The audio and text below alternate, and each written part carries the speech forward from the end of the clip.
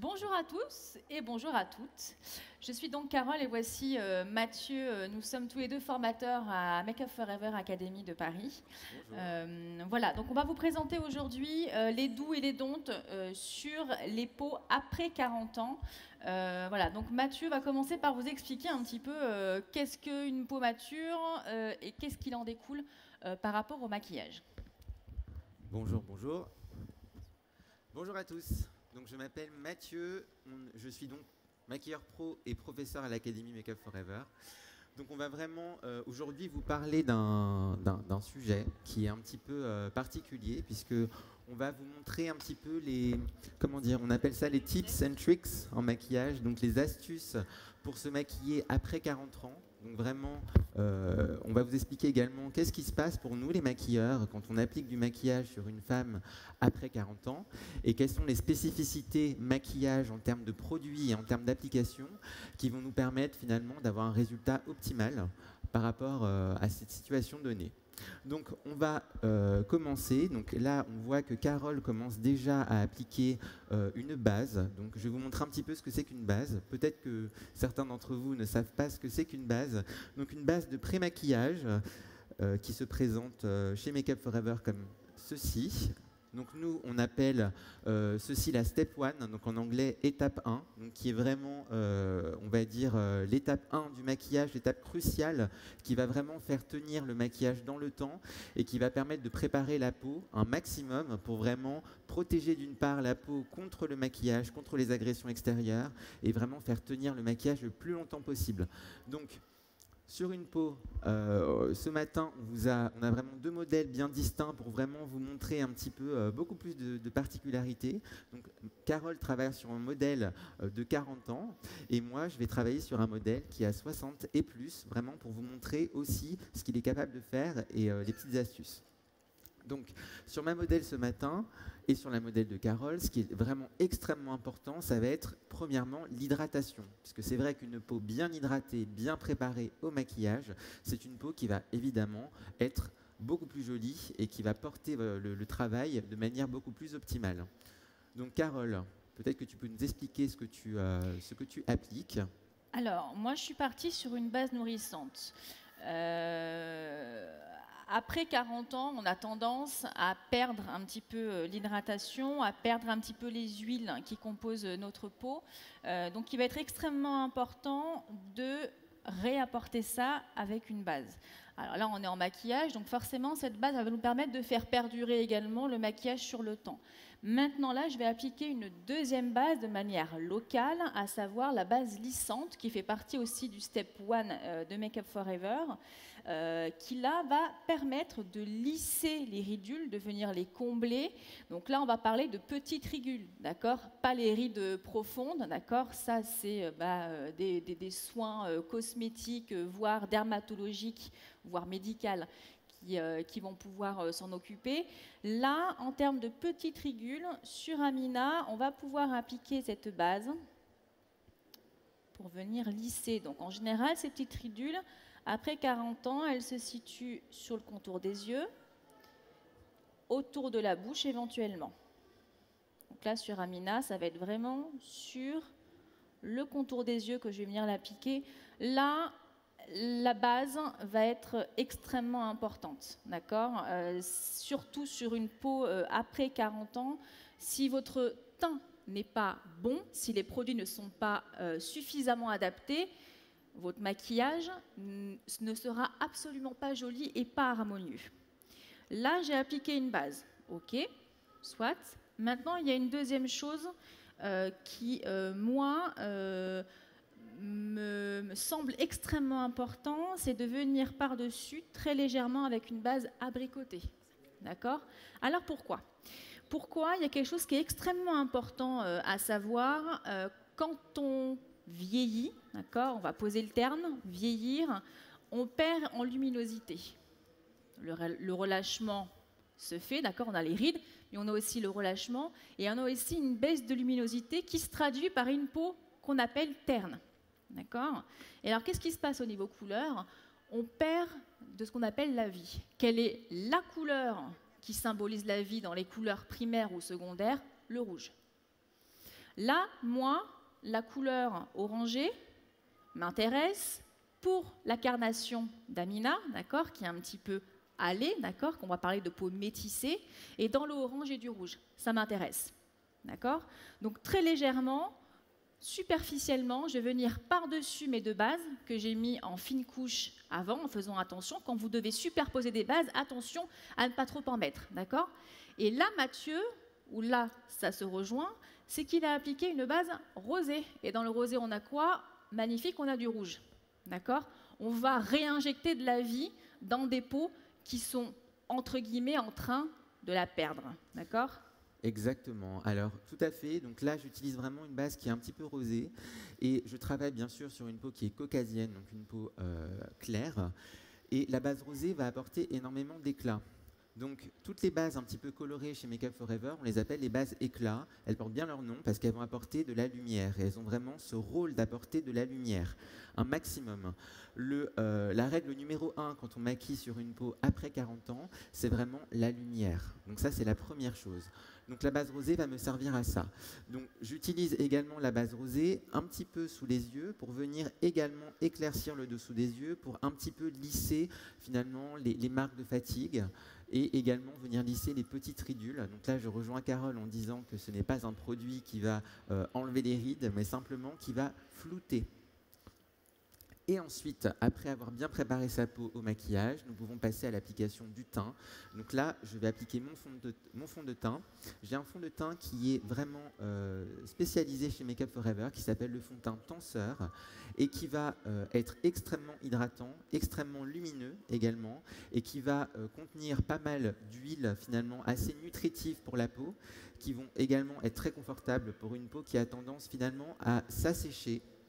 Quand on prend de l'âge, la peau a tendance à s'affiner, à s'assécher.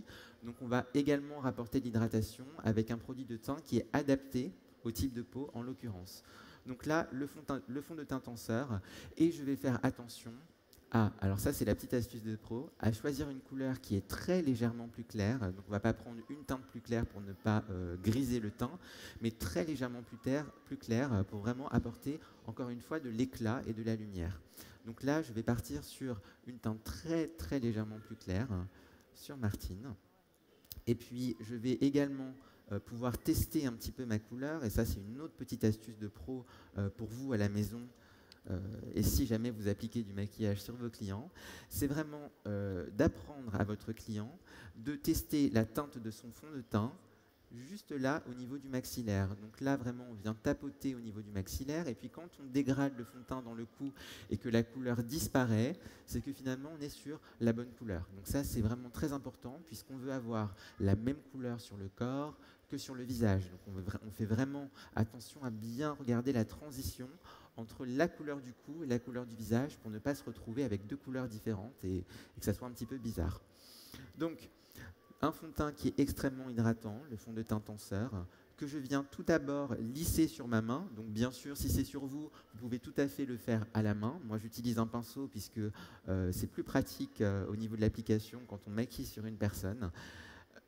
Et puis, j'utilise un pinceau qui est plat. Alors, vous voyez un petit peu la forme de ce pinceau. C'est un pinceau vraiment qui est assez plat, mais assez large également. Donc, il va me permettre de pouvoir répartir la matière de manière uniforme, vraiment, sur le visage, en commençant toujours par le centre du visage et on étire le fond de teint vers l'extérieur pour éviter de se retrouver avec des excès de matière à cet endroit-là qui risquent de vous faire un petit peu un effet masque et ce n'est pas du tout ce qu'on veut. Donc on va privilégier l'application au centre du visage pour pouvoir répartir la matière aux endroits où finalement on en a besoin le plus et en général là où on a des petites rougeurs, des petits problèmes de peau, c'est très souvent localisé au centre du visage. Alors on va partir à ce niveau-là et puis on va étirer la matière tout doucement vers l'extérieur. On n'a pas forcément besoin d'en mettre énormément et de la même quantité partout sur le visage, puisque déjà Martine, comme vous pouvez le constater, elle a une très jolie peau. Donc on ne va pas masquer finalement son grain de peau, on va simplement, on va simplement améliorer et embellir ce qui est déjà beau. Voilà. Le meilleur compliment qu'on puisse faire à un maquilleur finalement, c'est de trouver le modèle qu'on a maquillé beau, plutôt que de trouver son maquillage beau finalement. Donc on met vraiment le modèle en avant et puis on apporte de la lumière et de l'éclat en travaillant déjà sur la zone centrale du visage. Et je pense que c'est exactement ce que fait Carole en ce moment, également. Alors là, moi, l'application du fond de teint est terminée, d'accord ? En légèreté, effectivement, je ne l'ai pas appliqué de la même manière sur tout le visage. On va être là simplement pour rééquilibrer. On n'est pas là pour masquer, pour camoufler, pour faire un teint complètement uniforme. On va chercher l'uniformité en travaillant sur les différentes couleurs que peut avoir la peau, d'accord ? En ne faisant qu'une seule et même chose. D'accord ? Donc là, mon fond de teint, il est appliqué, j'en ai pas mis des tonnes. Je vais m'occuper maintenant des cernes qui sont légèrement brunes. Donc là, je viens travailler avec des correcteurs rosés, orangés, d'accord, pour rééquilibrer tout ça. Encore une fois, occupez-vous de la couleur avant de vous occuper de la texture, d'accord ? C'est juste ça du maquillage. Attention à ne pas venir trop alourdir le dessous de l'œil qui, là, je vous apprends rien, est l'une des parties les plus fines du visage, d'accord ? Si vous en mettez trop, ça va poser problème et ça va se voir, d'accord ? Imaginez-vous, plus on vieillit, plus la peau devient comme une feuille de soie, d'accord ? Et imaginez-vous tenter de faire tenir une pomme sur une feuille de soie, qu'est-ce qui se passe ? Ça dégringole, d'accord ? C'est la même chose avec le maquillage. On va venir assouplir nos textures, on va venir moins en mettre, on va venir les travailler. 3 mots après 40 ans, c'est finesse, lumière et du rouge. D'accord ? On va tout le temps réinjecter du rouge dans nos bases, dans nos fonds de teint, dans nos rouges à lèvres. Tout le temps, tout le temps, tout le temps, tout le temps. Ça, c'est la même chose quand on travaille un nude. Pareil. D'accord ? Ça, c'est juste des règles fondamentales. Donc là, je viens corriger mon cerne. Alors, très légèrement, parce qu'elle n'en a pas non plus beaucoup. Hein. Ça va, ça va, ça va.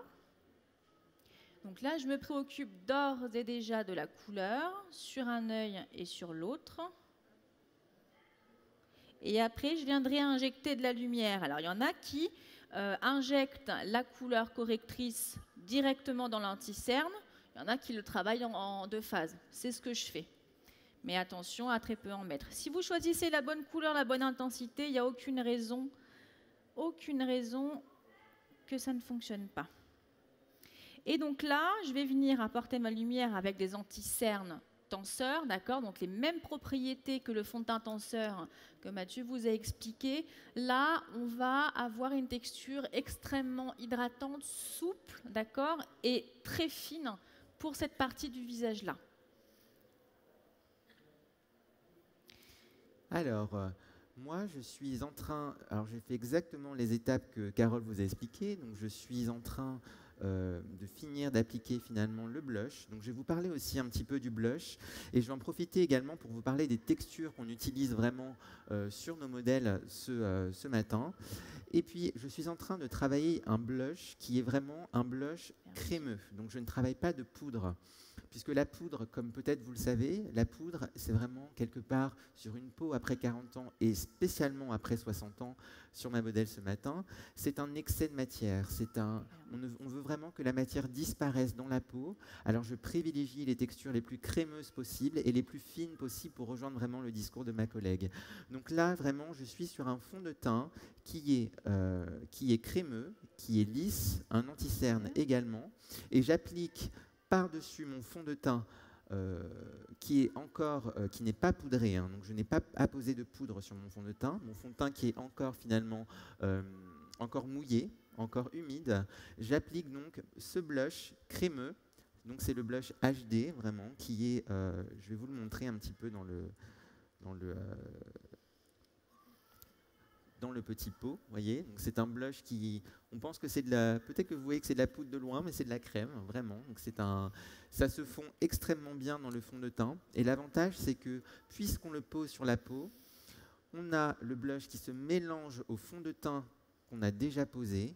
Et donc ça fait un résultat encore plus naturel, hein, puisqu'on a vraiment l'impression que le blush fait partie intégrante de la peau. Donc ça, c'est encore extrêmement important, c'est de veiller à ce que le maquillage vraiment soit imperceptible et invisible pour avoir un effet naturel encore plus marqué et encore plus important.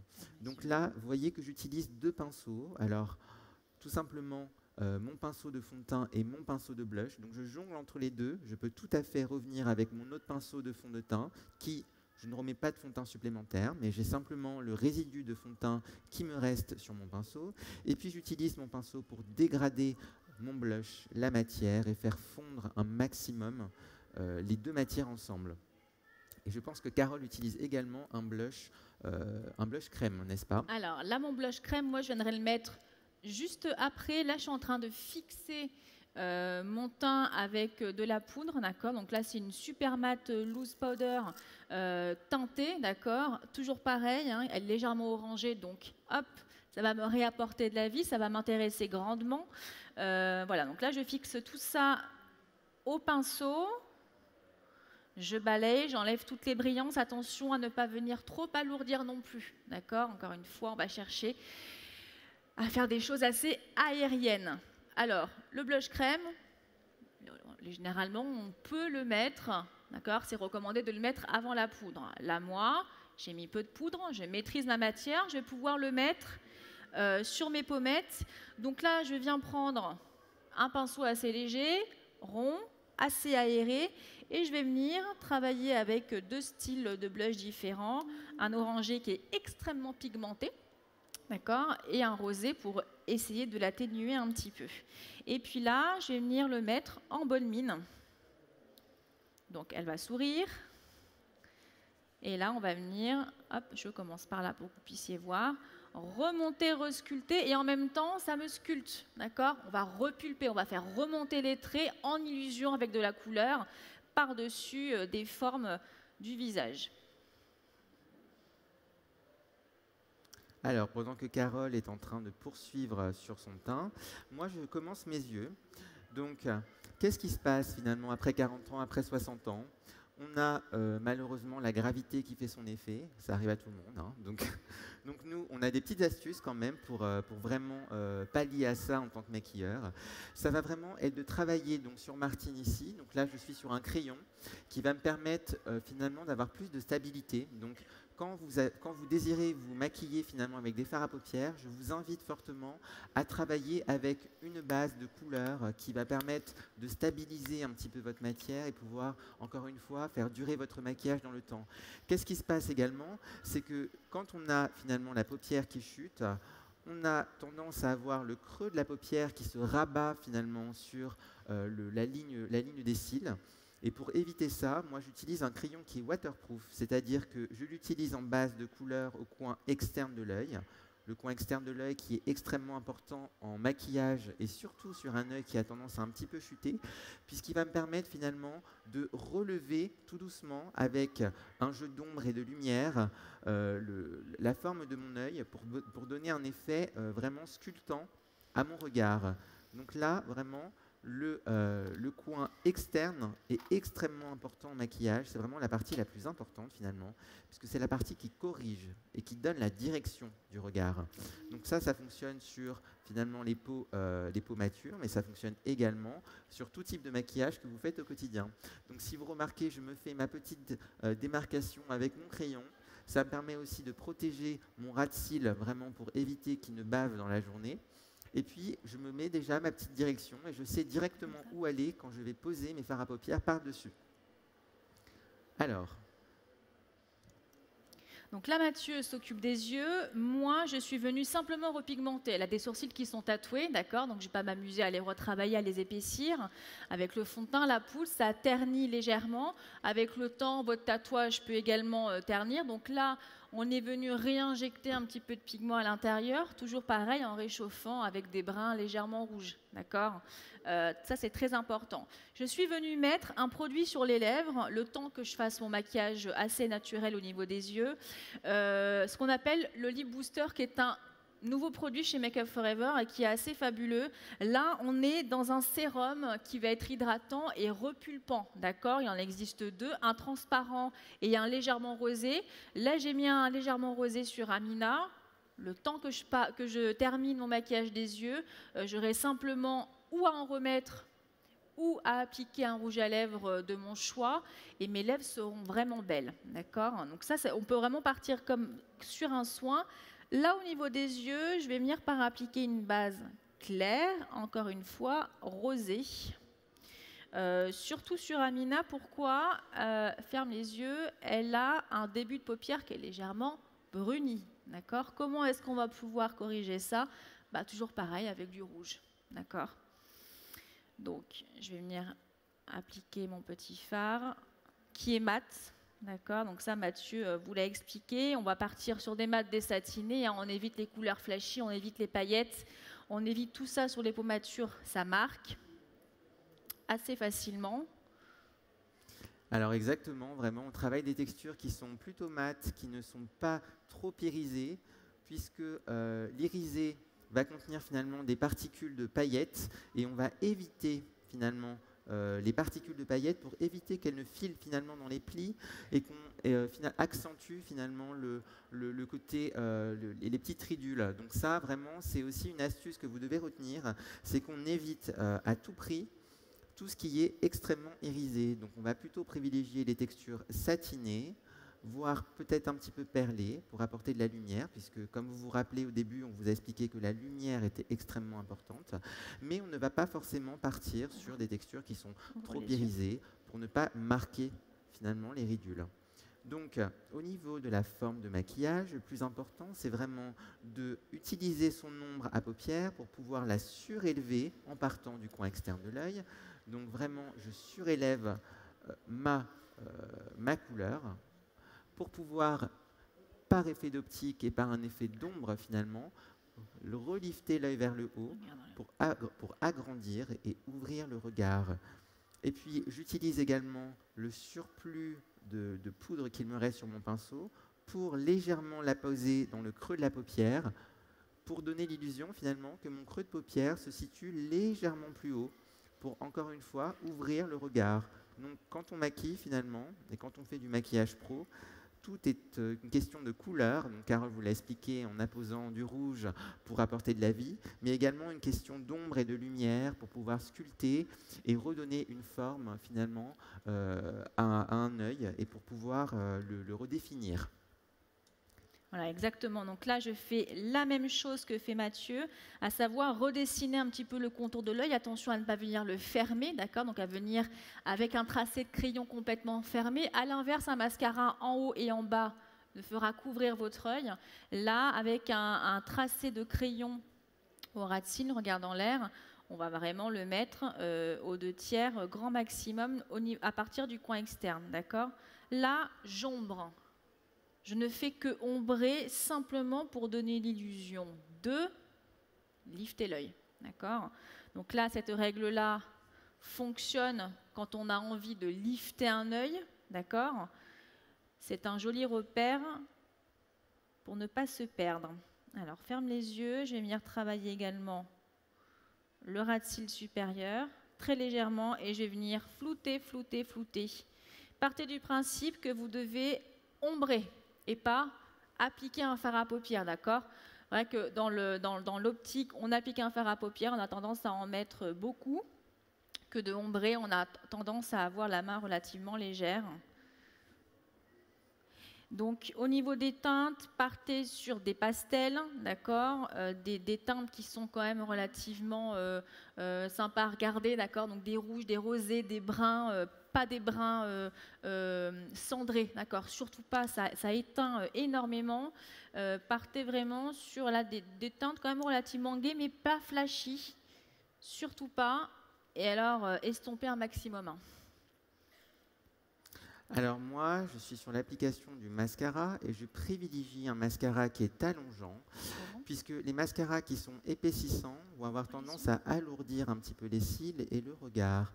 Donc ça, c'est encore une fois une astuce de pro. Chez Makeup, on a donc ce mascara qui s'appelle le Smoky Stretch, qui a une brosse extrêmement fine et qui permet vraiment d'appliquer le mascara à la racine des cils et pouvoir finalement, et la texture de ce mascara est également extrêmement fine. Donc, c'est ce qui me permet d'apporter de la définition à mes cils, mais sans avoir cet effet paquet ou cet effet beaucoup trop volumineux qui va alourdir mon regard. Et là, comme on est vraiment sur un maquillage très naturel, on ne veut surtout pas alourdir le regard pour ne pas en marquer davantage. Donc là, vraiment, je suis sur un mascara qui va simplement apporter de la définition et un petit peu de longueur. Voilà, de mon côté, je peux partir, là sur Amina, je peux complètement partir sur un mascara qui va épaissir, donner du volume, sans aucun problème. Donc par contre, avant, je suis venue estomper ma brosse, d'accord? Donc j'ai pris un mouchoir, ma brosse s'est estompée sur mon mouchoir et je viens travailler avec un mascara relativement dénudé de produits, d'accord? Toujours dans la même optique, apporter de la légèreté, pas alourdir. Attention. Alors faites très attention quand vous arrivez au niveau des cils, au niveau du coin externe. C'est justement là où la ligne descend, d'accord? Quand on a un œil qui vieillit, c'est ce dernier millimètre, d'accord, qui a tendance à chuter, à descendre. Donc travaillez extrêmement bien ce coin externe là, de manière à remonter. Vous pouvez vous aider d'un recourbe-cils. Voilà, après 40 ans, on peut complètement s'aider d'un recourbe-cils, surtout au niveau du coin externe. Et puis moi, j'applique vraiment une teinte de rouge à lèvres extrêmement légère, vraiment, qui s'approche réellement de la couleur de la bouche, en un tout petit peu plus intense. Après, passer 40 ans, passer même 60 ans, on évite d'utiliser des couleurs qui sont trop foncées, qui vont avoir tendance finalement à éteindre la lèvre et à l'affiner. Donc si on veut donner un effet vraiment assez pulpant, on évite d'utiliser des couleurs trop foncées. Donc là vraiment je suis parti sur un bois de rose, vraiment sur une couleur un petit peu beige rosé qui va simplement apporter de l'éclat en tapotant avec mon pinceau. Cet effet de tapoter avec son pinceau ou alors avec votre doigt, excusez-moi, ça permet réellement de donner cet effet un petit peu mordu à la lèvre et ça donne un effet encore plus naturel. Et là, j'utilise le Lip Booster que Carole a utilisé tout à l'heure sur Amina, donc elle a utilisé le rosé. Moi, j'utilise le transparent qui va me servir pour apporter un petit peu de brillance, beaucoup d'hydratation et également du confort sur la bouche. Donc ça permet beaucoup aussi d'apporter de la lumière et d'apporter du volume à la bouche et du galbe également. Donc ça, vraiment, la petite astuce de pro, c'est toujours venir tapoter avec votre doigt le centre de la bouche, ce qui permet réellement, finalement, de flouter un petit peu le travail des lèvres, d'avoir un côté naturel encore plus prononcé et vraiment d'intégrer les pigments sur la surface de la bouche pour avoir un maintien encore plus important. Donc là, je vais utiliser vraiment la touche qui est très importante pour nous. Ça s'appelle le Mist & Fix. C'est une brume fixatrice de maquillage qui va avoir pour effet vraiment de fixer son maquillage dans la durée, dans le temps, et apporter également de l'hydratation et de la protection contre les agressions extérieures. Ça fait beaucoup de choses, hein. La pollution notamment, le vent, la pluie. Le maquillage devient résistant à toutes ces conditions météorologiques. Et ça protège également la peau. Et voilà. Alors pour Martine, nous avons un maquillage qui est maintenant terminé, un maquillage très naturel, qui apporte juste de l'éclat là où elle en avait besoin. Ce qui est important, c'est que on voit la peau sous le maquillage, et ça c'est le plus important. On continue à voir sa peau, son grain de peau. On n'a pas perdu finalement les couleurs de son visage, et ça c'est le plus important. On a travaillé un sourcil également en légèreté. J'ai pris un crayon. Contrairement à Carole, moi j'ai travaillé sur un crayon, vraiment, qui est extrêmement sec et extrêmement naturel. Et donc ça me permet de travailler en légèreté un sourcil, surtout qu'elle a les cheveux qui sont blancs. Donc on évite de travailler des sourcils qui sont trop foncés également, puisque ça apporte de la dureté au regard. Donc vraiment, légèreté, luminosité et couleur sont les maîtres mots pour des maquillages à passer 40 ans. Voilà, exactement. On aurait pu pousser un petit peu plus sur Amina, donc juste après 40 ans au niveau du maquillage. Vraiment une volonté de notre part d'appuyer sur le fait d'être extrêmement léger après 40 ans. Ça fait partie des doux absolus de maquilleurs sur des peaux après 40 ans. Voilà. Nous avons terminé. Merci beaucoup pour votre attention. Et puis voilà. N'hésitez pas à venir vous rapprocher, nous poser des questions. On va être juste là si vous avez envie de venir nous voir. Et puis voilà. Petit mot de la fin, Mathieu. Eh ben, merci à tous. En tout voilà. cas. On vous Merci applaudit beaucoup. très fort. Merci Mathieu, merci Carole.